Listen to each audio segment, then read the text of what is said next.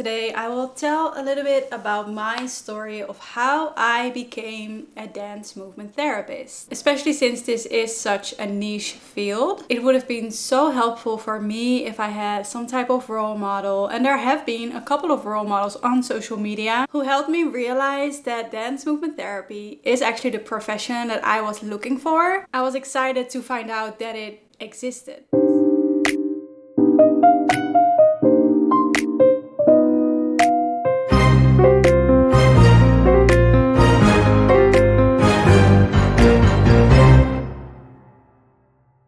Again, if you don't know me yet, my name is Henriette. I am actually from the Netherlands and I have done my master's in dance movement therapy in the United States. There's a couple of reasons for that, but maybe I'll go into that some other time. For now, how does one become a dance movement therapist? So there are a couple of ways. In the United States, there are a couple of recognized master's degrees that will help you with the accreditation that is needed to become a certified dance movement therapist according to the standards of the American Dance Therapy Association. That is the ADTA. It's an organization that oversees all the dance therapy professionals and helps with extracurricular trainings.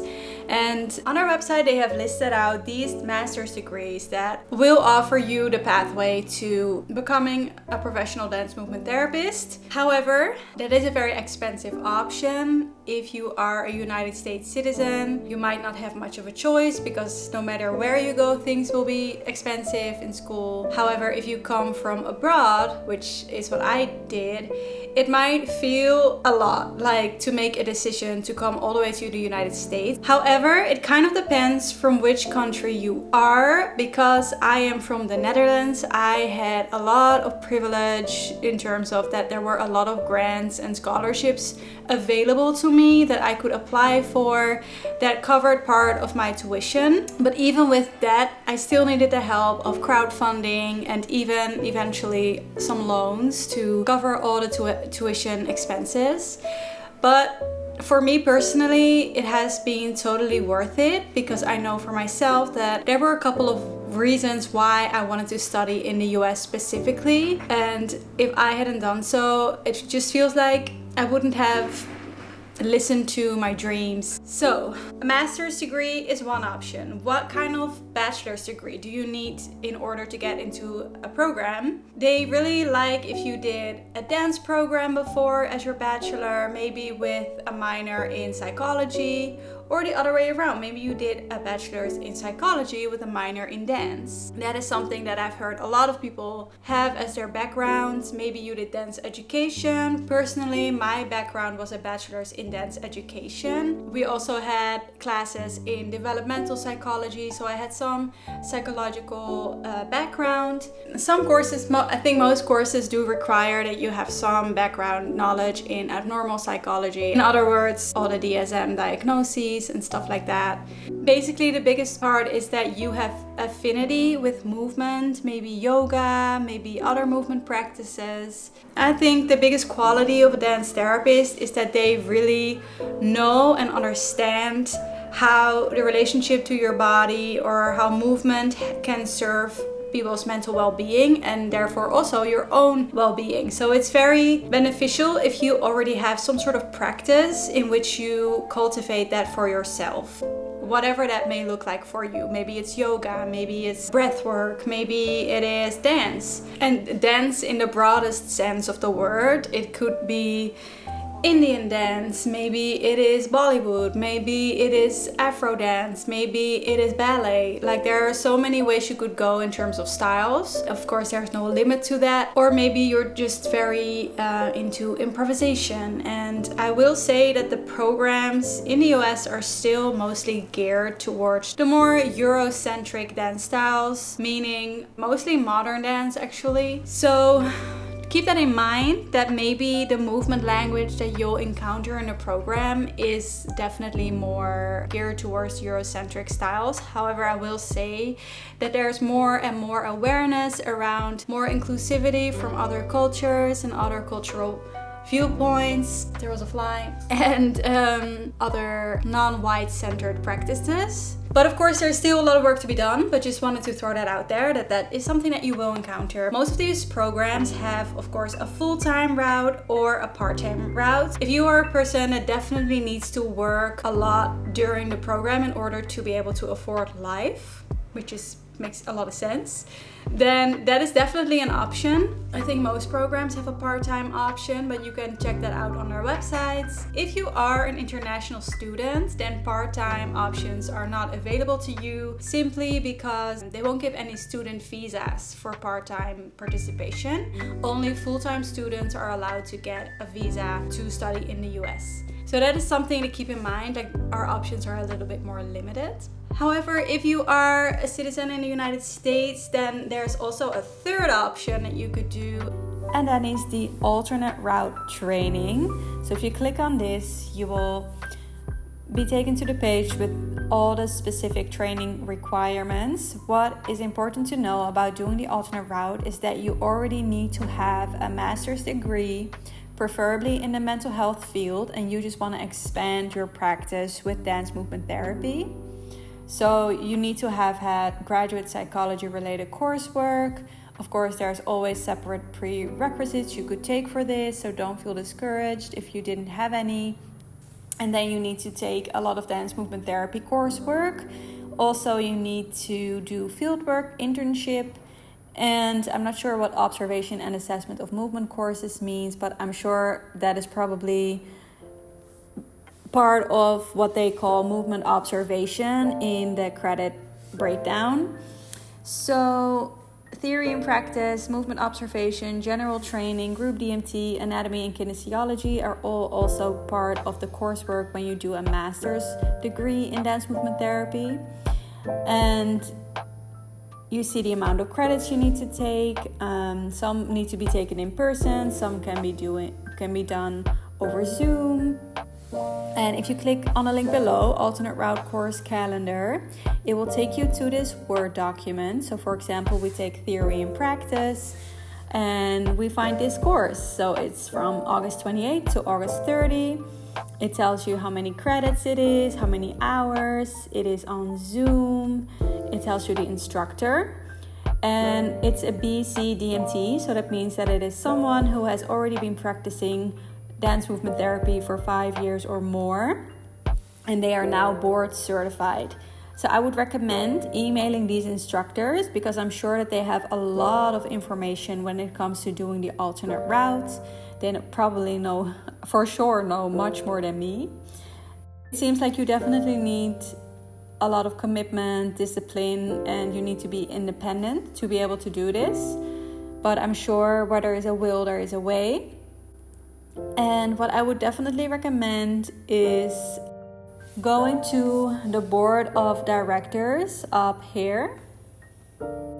And if you have any questions, I feel like you could reach out to any of these people. They have a big network because once you're gonna have to find an internship, it's very important that you start networking and that you know people who work in the mental health field as a dance movement therapist so that you can find someone who wants to be your supervisor so that you can get the right amount of internship hours, which I'm not sure, they don't specify over here how many hours you would need, but I'm sure that one of the instructors will know. And I will say what I also found, because if you are in New York City or in New York, I know that 92NY also provides dance therapy alternate route course training. They offer an alternate route program, so it seems like it's all packed together. So it says this intensive 3-week program will span 3 summers. So as you can see, it definitely takes a little bit more time to get all the required coursework done, but on the upside is that you can just continue working so you don't lose a chunk of money because now you're in school 24/7. So you can keep working, and then on the side you gather all the required coursework until you can add dance movement therapy to your resume. Then there is one really important thing that they mention here below. It's about licensing, and I will talk about licensing a little bit later in this video. But through the alternate route program, in general, people cannot receive a New York State LCAT license. So that means that as a creative arts therapist, you work towards your LCAT. And if you have this license, then clients can get reimbursed or their insurance covers their treatment with you. If you don't have this license, then it means that your clients have to pay out of pocket. So just keep that in mind.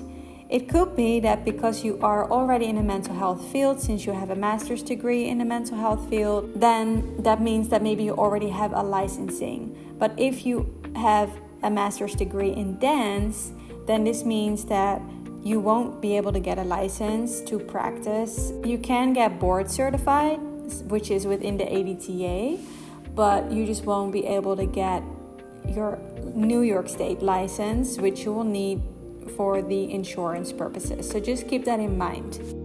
So yeah, once you've completed all your coursework, then of course you're not yet licensed.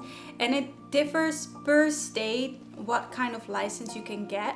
In the US, there are a lot of states, unfortunately, that do not recognize dance movement therapy as a profession. However, I do believe that anywhere where you study in that same state, you can also get licensure and work. Because of course, why else would there be a master's program in that state? So for example, I went to a school in New York City. So that means that New York State has actually one of the best license options for creative arts therapists, aka dance movement therapists. Basically, it means that after graduation, you work a certain amount of hours until you get the right license, and then you have to do an exam. This differs per state also. And then by the end of probably a year working full-time, more or less 1 to 2 years, you'll get the creative arts therapy license. At least that is how it works in New York State. On top of that, you can also become a board certified dance movement therapist. This happens after more or less 5 years of full-time working as a dance movement therapist, and of course you need supervision throughout this time. Before being board certified, you're a registered dance movement therapist, and this is all just for the ADTA to recognize you as a dance movement therapist professional. So once you graduate, you first become a registered dance movement therapist, and then after 5 years of working, you become a BC-DMT, so a board certified dance movement therapist. Maybe it's less than 5 years, so it really depends. Like, it's a certain amount of hours, and after these hours you then can apply to become board certified. Again, you need to do some type of exam in which you write about your vision, your theoretical framework as a dance movement therapist. Yeah, that's that. Then you're officially a board certified dance movement therapist, and what that means is that now you can also teach in other master degree programs. Me personally, why I became a dance movement therapist is really because I've always been a dancer. I started dancing when I was 7, and I did all types of dance, mostly ballet, modern, jazz, street dance, what they called it. And then I got really encouraged by my ballet teacher to audition. Eventually, I auditioned for a dance education bachelor's degree in the south of the Netherlands. That was a 4-year program.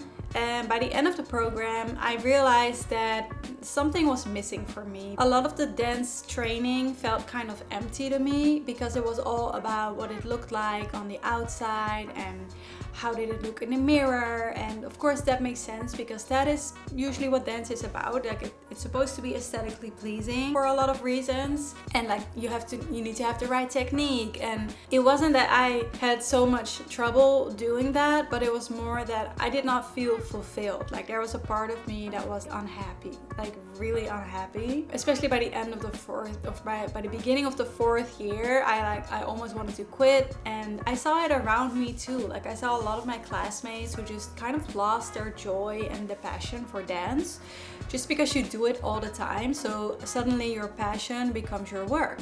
And of course that makes it much harder to stay in love with this practice, because initially we all started and continued dancing because we felt passion for it. It brought us joy. It brought us something.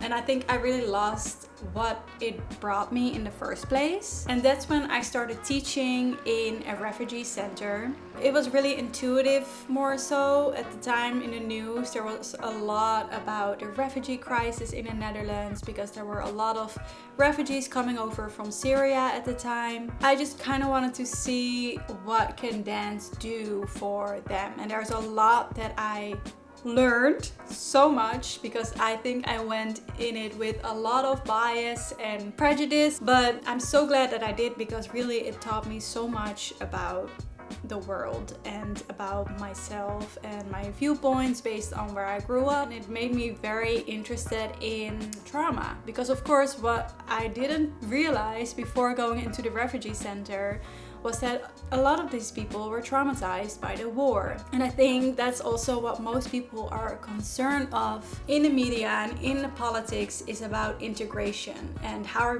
are we gonna make these people integrate into the culture. But what I saw was that these people first and foremost will need some sort of healing and support and therapy to even start integrating in the first place, whatever that means. And also integration doesn't come from one side, but it has to come from both sides, right? And like we gotta work and move towards each other, and it doesn't just come from one party. Anyways, I got really interested in trauma and what dance could do for trauma. So that was kind of the beginning, but I never felt ready quite yet to really become a therapist because I was still in my early 20s and I was 22 when I graduated, and I just felt like I really wanted to be the artist because now I was done. I went to New York to follow my dream to dance in New York and really like be a dancer and perform and see what that is like. And that was an amazing experience, and I did 2 dance programs in New York City, but I kind of encountered the same issue. Like I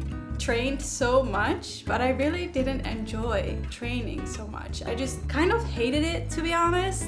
And I was so confused because I thought that's what I wanted. So I kind of did the same thing as I did before. I went into a program and thought that was my dream, to become a dancer, and then it really wasn't.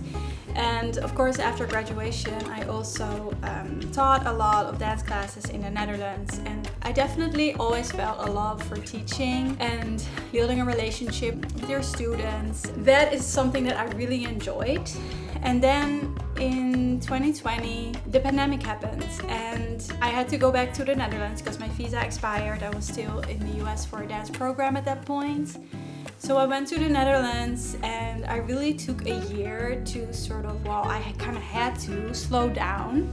And that's when there was space for me for the first time to really dive deeper into psychology and my love for the body. And that's when I found a bunch of dance movement therapists on social media. And they were all from the United States. And that's when I was really inspired because I still to that day had like a kind of an image of dance therapy of like, oh, it's this sort of old, dusty, witchy, woo practice. And oh my god, like I'm not that. I'm way too down to earth for that, and I don't want to be associated with that. But it still had that image for me. And when I saw these young women on social media, I realized this isn't like a dusty old witchy practice at all. This is just like awesome. This is exactly what I'm looking for. And look at these people, like they make it so modern and down to earth. They really break it down into something that makes a lot of sense. I feel like something that I already knew from experience. Then I finally saw people express it on social media and it was actually backed up by science, and I got really excited about that, and I started to get really deep into embodiment, and I did an embodiment course during the pandemic from home. That's when I started looking into programs, and it took me a while to really commit, like, oh my god, am I really gonna pay all that tuition? Am I really going to the US? Because there also is a program in the Netherlands. And eventually I applied to both the program in Rotterdam and the program in New York. And for some reason I only got through to the program in New York. And I was really happy that that was the case, because that saved me from a huge dilemma. And I was like, all right, I guess the universe is telling me that I need to go to New York, and that's also actually what I deep down really want in my heart. So it worked out the best way it could have worked out. So that's a little bit about my personal story. If you have any more questions or curiosities, let me know, and thank you for listening. Thank you. Bye.